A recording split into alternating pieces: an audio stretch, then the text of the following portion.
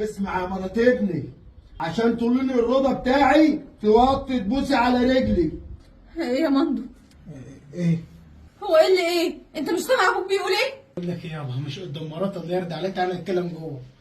اسمع يالا، العز اللي انت فيه ده بتاعي انا، واللي اقوله انت وهي تنفذوه بالحرف الواحد، والا انت عارف. اسمع يا بنت انت، اللي اقول لك عليه تنفذيه. جابي ده اللي بيصرف عليكي، وهو اللي ملبسك، وهو اللي معيشك في احسن عيشه. اتكلم بقى يا مندو، اتكلم وقول اي حاجه. طب تعالي تعالي ايه؟ استنى، مش هتمشوا من هنا الا لما تنفذوا اللي قلت لكم عليه، تبص على رجلي عشان تنولوا الرضا بتاعي. طب يابا، هي ما ينفعش تنول الرضا بتاعك بطريقه غير كده؟ لا. طب خلاص يا روعه، الله يرضى عليكي نفذي كلامه. انفذ كلامه؟ انت عايزني انفذ كلام ابوك؟ لا طبعا. خلاص، ما دام ما بتنفذيش كلامي يبقى ما تقعديش في البيت. خلاص تمام، حلو جدا. بعد اللي انت قلته واللي جوزي قاله انا هروح بيت اهلي. تعالى بقى يا استاذ وصلني لحد بيت اهلي. خلاص ماشي يلا. ماشي فين؟ انت تروحي لوحدك، هو ما يمشيش.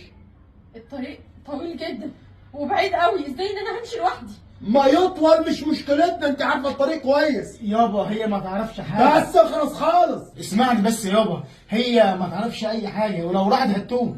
خلاص مفيش مشكله، اللي يسال ما يتوهش. يابا هدور تسال ده وده وده وجوزها قاعد في البيت، يعني ينفع يعني؟ ما هو احنا ملناش فيه. ولا ايه يا عروسه؟ هو اللي يسال ما يتوهش، مش كده ولا ايه؟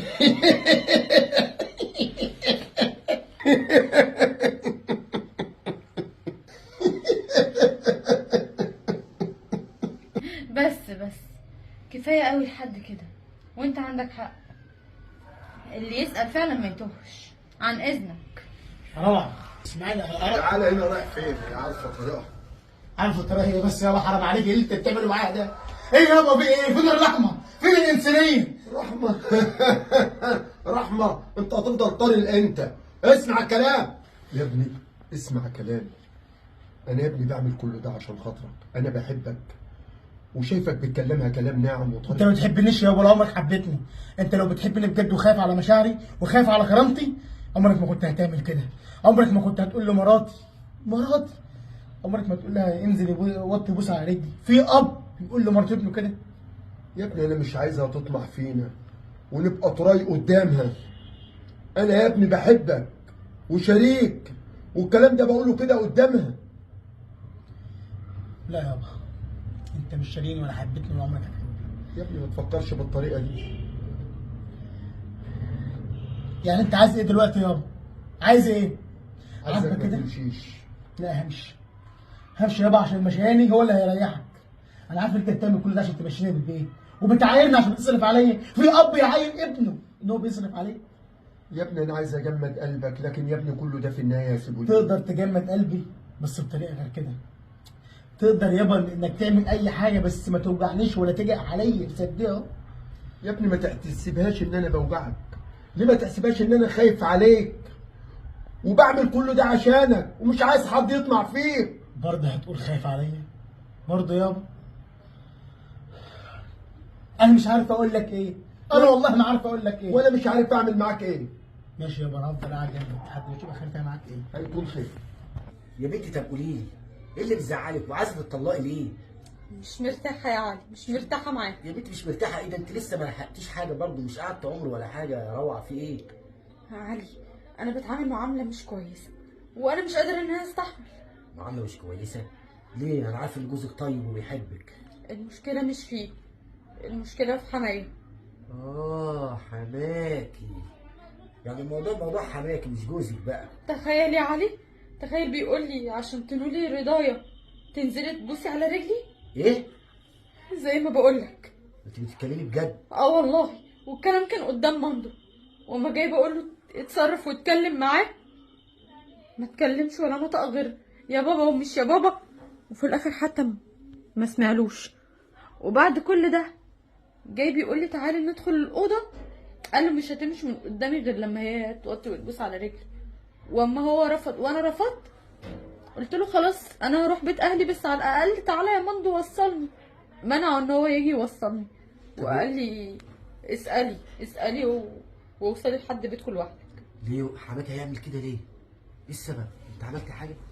لا ما عملتش، بس عشان بيصرف علينا، بيصرف على البيت، بيقول لي كل لبسك وكل اكلك وشربك من جيب انا. ده المفروض ان انا اقول له ايه؟ لا الموضوع ده فيه حاجه. انت متاكده انك ما عملتيش حاجه؟ والله العظيم لو عملت حاجه يا علي تعالى وغلطني، بس انت عارف تربيه اختك. بس ده ابني الوحيد، مش معقول ده يعمل انا معاك بنت كده. ايدك. لا انا لازم اعرف، انا هروح له. تعالي يلا معايا. لا مش هاجي معاك، اجي معاك تاني ليه؟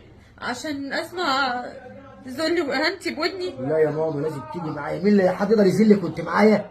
لكن لما تبقى انتوا الاتنين قدام بعض اعرف مين الصادق ومين الكذاب، او يمكن انت فهمت غلط او يمكن هو فهم غلط. وما يا روعه تعالي يا حبيبتي يلا. بص يا عم عادل، انت لما جيتوا خدتوا اختي كنت عارف ان انتوا ناس كويسين وناس محترمين، عشان كده انا خدت اختي من ايدها وجبتها لحد البيت عندكم. حصل ولا ما حصلش؟ حصل. لكن انا اختي لما تتذل وتتهان هنا انا مش هسمح بده. انا بقول لك اهو قدامك، وما يجي ابنك هيبقى قدامه. واقول لك حاجه، لو كان جوزها اللي ضربها كنا نقول ماشي اهو جوزها وهنحل الموضوع. لو ان جوزها يقول لها بوسي على رجلي نقول جوزها بيتدلع عليها. لكن لما تيجي للكبير ويقول لها انزلي وطي على رجلي وبوسيها تبقى عيب، وعيبه قوي.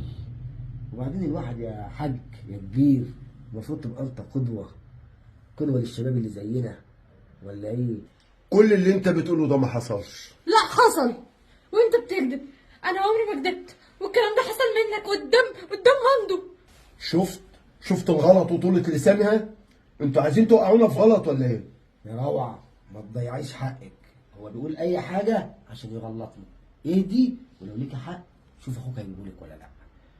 بص يا حاج انا قلت لك الكلمتين، واختي كرامتها فوق قوي، لكن تفكر ان اختي هيتداس عليها هنا عندكم مش هيحصل. وانا كلامي بقى مع جوزها مش معاك، انا بس جيت اعرفك واوريك ان اللي انت عملته ده ما ينفعش تعمل مع اختي. يلا يا اختي لما جوزك يجي تبقى نشوف الحل في الموضوع ده. استنى يا ابني. استنى ايه بقى تاني؟ استنى يا ابني.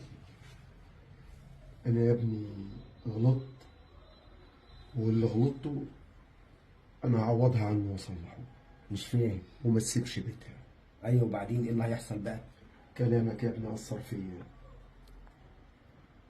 وبرضه عندي اللي زيها.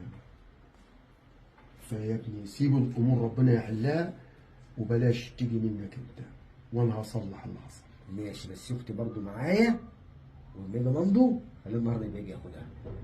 يلا يا روح. انت شايف كده يا ابني؟ دي الاصول يا حاج. توكل على الله. يلا يا روح. يلا يا اخويا.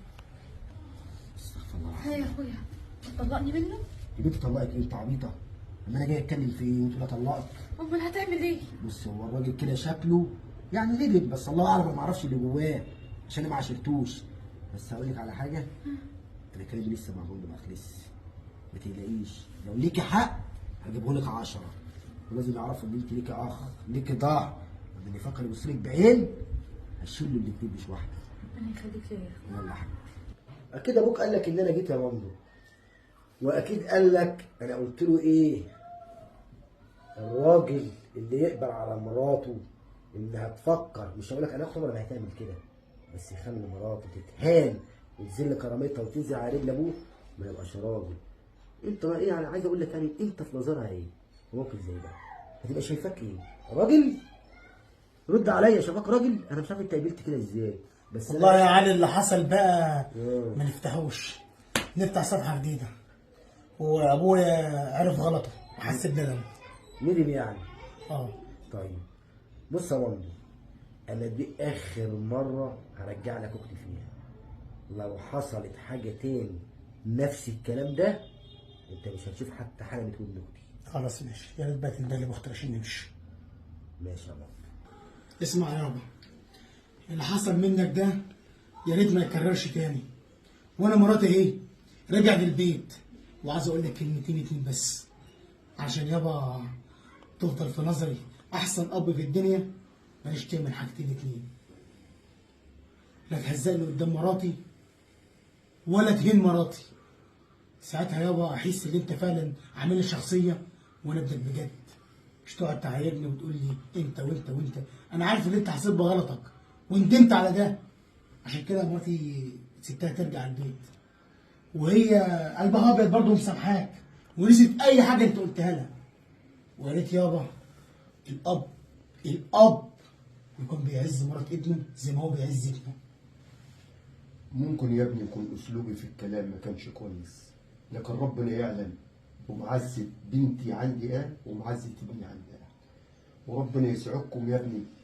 وانا مش هتدخل في حياتكم، واتصرف في حياتك وانطلق زي ما انت عايز، والبيت بيتك، واعتبروني انا ضيف وسطيكم وشلوني معاكم، وما تزعلوش مني يا ابني وسامحوني. خلاص يا عروسه مسامح ابويا. زيه زي ابويا برضه. شوف قلت لك ان هي قلبها ابيض. يلا بقى عشان نتغدى. يلا.